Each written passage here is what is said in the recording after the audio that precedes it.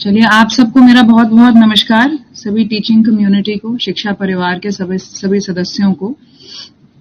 और लखीमपुर खीरी में मैंने ये देखा है कि यहाँ बहुत ज्यादा स्कूलों की संख्या है। लगभग 3.5 लाख बच्चे 3100 स्कूलों में पढ़ रहे हैं। ये एक बहुत बड़ी संख्या है। एक जनपद के लिए बहुत गर्व का भी विषय है कि इतने सारे ग्रामीण परिवेश के बच्चे और शहरी परिवेश के भी बच्चे हमारे सरकारी विभाग के स्कूलों में पढ़ रहे हैं। इतना बड़ा यहाँ टीचिंग कम्युनिटी का परिवार है। लगभग 6-8 हजार टीचर्स हैं, 12,000 टीचर्स हैं। तो मुझे लगता है कि ये लखीमपुर खीरी की एक बड़ी उपलब्धियों में गिनना चाहिए इस बात को। मैंने कल स्कूलों का निरीक्षण स्टार्ट किया और मैं आप सबको बताना चाहती हूँ कि इससे पहले मैं बांदा में थी और वहां भी मैं बहुत रेगुलरली अपने विद्यालयों का निरीक्षण हर महीने करती थी। जो 5 निर्धारित हैं वो तो मैं करती ही हूँ, कभी कभी उससे ज्यादा भी मैं करती हूँ। इसलिए नहीं क्योंकि ये कोटा हमें पूरा करना होता है, बट इसलिए क्योंकि मुझे स्कूल में आकर के बहुत आनंद महसूस होता है। टीचर्स से मिलके, बच्चों से मिलके मुझे बहुत अच्छा लगता है।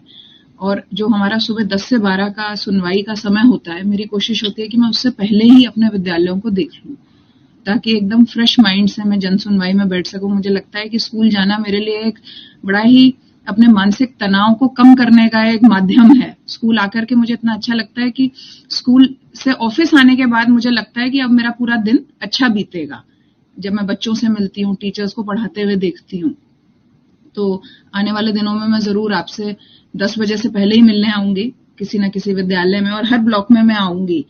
तो ऐसा नहीं है कि यहाँ के जो निकटतम ब्लॉक्स हैं वहीं तक मैं आकर के वापस हो लूंगी। और बाकी अधिकारियों से भी मैं ये अपेक्षा करूंगी। आज की मीटिंग में बीडीओज जुड़े हैं, डीपीआरओ जुड़े हैं। मैं अपेक्षा करूंगी, कल मैंने सीडीओ साहब से भी चर्चा की है कि जितने भी बीटीएफ और डीटीएफ के सदस्य हैं वो 15 तारीख से पहले अपना निरीक्षण पूरा कर लें। ये निरीक्षण पूरे महीने नहीं लटकना है, इसको 15 तारीख से पहले पूरा करना है। तो संभवतः आपके विद्यालय में कोई ना कोई बहुत जल्दी पहुंचेगा और आपसे मिलेगा, आपके बच्चों से मिलेगा, और उनसे चंद सवाल भी किए जाएंगे और देखा जाएगा कि क्वालिटी ऑफ एजुकेशन कैसी है, सुधार हो रहा है या नहीं हो रहा है। अच्छा, सभी वीडियो से मैंने कल ये भी कहा है कि अगले 7 दिन में, मतलब 31 जुलाई से पहले सभी प्रधान और सचिवों के माध्यम से स्कूल को चेक करवा लें। सभी जो इंचार्ज हैं, प्रिंसिपल्स हैं, उनसे टीम आएगी मिलने, और प्रधान और सचिव दोनों आपसे मिलने आएंगे और आपसे पूछा जाएगा कि आपको इंफ्रास्ट्रक्चर पॉइंट ऑफ व्यू से क्या प्रॉब्लम है, और जो भी आपकी प्रॉब्लम है आप तुरंत उनको बताइए। मैंने बहुत कड़े निर्देश दिए हैं कि वो सारी प्रॉब्लम्स को इसी महीने रिजॉल्व करना है। जैसे आमतौर पे सफाई कर्मचारी नहीं आता है, स्कूल की सफाई नहीं हो पाती है, बाथरूम टॉयलेट की सफाई नहीं हो पाती है, तो मैंने डीपीआरओ को कहा है, 2 दिन उन्होंने आरक्षित किए हैं, एक सोमवार और एक बृहस्पतिवार, कि इन 2 दिन तो सफाई कर्मचारी आए ही आए, चाहे कुछ भी हो जाए। ठीक है, उसके ऊपर बर्डन है, वो हर दिन नहीं आ सकता है, लेकिन हर हफ्ते ये 2 दिन स्कूल की इंटेंसिव क्लीनिंग, इंटेंसिव मतलब अंदर बाहर सब जगह से बढ़िया क्लीनिंग होनी चाहिए। और अगर इसके बावजूद, इन निर्देशों के बावजूद मान लीजिए सफाई कर्मचारी नहीं पहुंचता है आपके विद्यालय, तो आपको लिख करके देनी है रिपोर्ट कि हमारे यहाँ इन 2 दिनों में विद्यालय में नहीं आया सफाई कर्मचारी और कृपया इनका वेतन आहरित न किया जाए। और ऐसा करने में आप लोगों को बिल्कुल निर्भीक रहना है, कहीं भी आप लोगों को डरना नहीं है कि प्रधान आपकी जान खा जाएगा, क्योंकि प्रधान के माध्यम से सफाई कर्मचारी का वेतन निकलता है। ठीक है, हम लोग इसी काम के लिए यहाँ खड़े हैं। हम लोग सफाई व्यवस्था सुनिश्चित कराना चाहते हैं और कहीं भी कोई विरोध नहीं होता इस चीज को लेकर के, सिर्फ इसलिए क्योंकि हमने हफ्ते में सिर्फ 2 दिन की मांग रखी है कि 2 दिन विद्यालय की सफाई होनी ही है। और मुझे लगता है कि अगर आप गांव जा रहे हो तो सबसे पहले स्कूल ही सबसे ज्यादा इंपॉर्टेंट चीज है। तो बीडीओज को भी मैंने सेंसिटाइज किया है कि सारे काम छोड़ करके आप अपने स्कूल को चमकाने में जुट जाइए। इसीलिए आपके स्कूल में जो आपके गांव का सचिव है और प्रधान है वो बहुत जल्द आपसे आकर के मिलेगा। तो ये तो थी सफाई की बात। इसके अलावा मैंने उनको ये भी कहा है कि वो जाकर के देखें कि पीने के पानी की क्या व्यवस्था है, पीने का पानी है कि नहीं है। कल जिन स्कूलों में मैं गई, मुझे वहां पीने के पानी की व्यवस्था अच्छी नहीं मिली। अब इसके लिए मैं शिक्षकों को जिम्मेवार नहीं ठहरा रही हूँ, अभी मैं शिक्षकों पे बाद में आऊंगी। जो व्यवस्थाएं हमें रूरल डेवलपमेंट या पंचायती राज के माध्यम से करनी है, पहले मैं उन पे चर्चा कर रही हूँ, पर आपको इसलिए बता रही हूँ सभी शिक्षकों को, ताकि आप उस चीज की जानकारी आपको रहेगी, तो आप अपने यहाँ जितनी भी कमियां हैं उनको बहुत जल्दी पूरा करा पाएंगे। सचिव प्रधान की मदद से या एडीओ पंचायत की मदद से या बीडीओ साहब से डायरेक्ट संपर्क करके। तो पीने का पानी होना चाहिए वहां पे, हाथ धोने के लिए पानी होना चाहिए बाहर हैंड वॉश यूनिट में, और टॉयलेट में पानी होना चाहिए। ये 3 प्रकार के वाटर सप्लाई के सोर्सेज बहुत जरूरी हैं, पीने के लिए, हाथ धोने के लिए और शौचालय में। ये तीनों व्यवस्थाओं के लिए आप अगर आपके यहाँ कमी है तो उसको बहुत जल्दी से आप पूरा करा लीजिए। चौथी चीज जो है वो बाउंड्री वॉल को लेकर के है। कहीं कहीं बारिश की वजह से बाउंड्री वॉल गिर गई है, तो वो व्यवस्था मैंने दुरुस्त कराने के लिए भी निर्देश दिए हैं। और 5वीं चीज जो मैं पहले ही बता चुकी हूँ वो है साफ सफाई को लेकर के। अब ये तो हो गया कि स्कूल की ओवरऑल एनवायरनमेंट को लेकर के व्यवस्था। अब मैं डायरेक्टली टीचर्स के ऊपर आना चाहती हूँ, जो मुझे टीचर्स से बात करनी है। देखिए, आप सब लोग जानते हैं कि निपुण में हम लोगों का ट्रैक रिकॉर्ड बहुत खराब रहा है, और मैं इस चीज का कारण नहीं समझ पा रही हूँ।